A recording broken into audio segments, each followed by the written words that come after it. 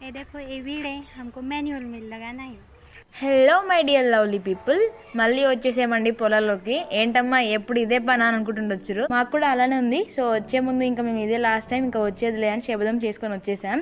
ఇంకా వచ్చేసామండి పొలంలోకి. మమ్మల్ని చూసి ఏ అడవి పందులో ఏ కోతులో అని ఆ యజమాని అనుకోకుండా అదే చాలు. ఎందుకంటే ఒక్కొక్కరు ఒక్కొక్క చెట్టు కింద ఉన్నారు, చూడకుండా కొట్టేస్తే మహారాష్ట్రలో అగ్రికల్చర్ చేసే విధానం ఉంటుందండి. ఒక్క ఫీల్డ్లోనే చాలా రకాలు పండిస్తారు. దాన్నే మా అగ్రికల్చర్ భాషలో ఇంటర్ క్రాపింగ్ అంటాము. చూడండి ఇక్కడే వాళ్ళు వంకాయ, కాకరకాయ, పత్తి, మొక్కజొన్న, బెండకాయ, ఇంకా కొన్ని చెట్ల పేర్లు మాకు తెలియదు. ఇన్ని రకాల పంటలు ఒక్క ఫీల్డ్లోనే వేశారు. ఒక యాంగిల్లో చెప్పాలంటే అది మాకు కూడా బెనిఫిట్ అయింది.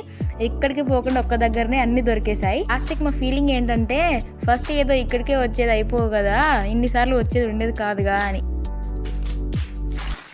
మా వాళ్ళు వచ్చే పని చూడండి రా అంటే కోతుల్లా ఏవి దొరికితే అవి తింటున్నారు. ఏకంగా చెట్లు పీక్కొని మరి. ఇంకా లాస్ట్ టైం అని శబదం చేసుకున్నాం కాబట్టి అన్ని తీసుకొని రిటర్న్ అయిపోయాము. So that's it for today.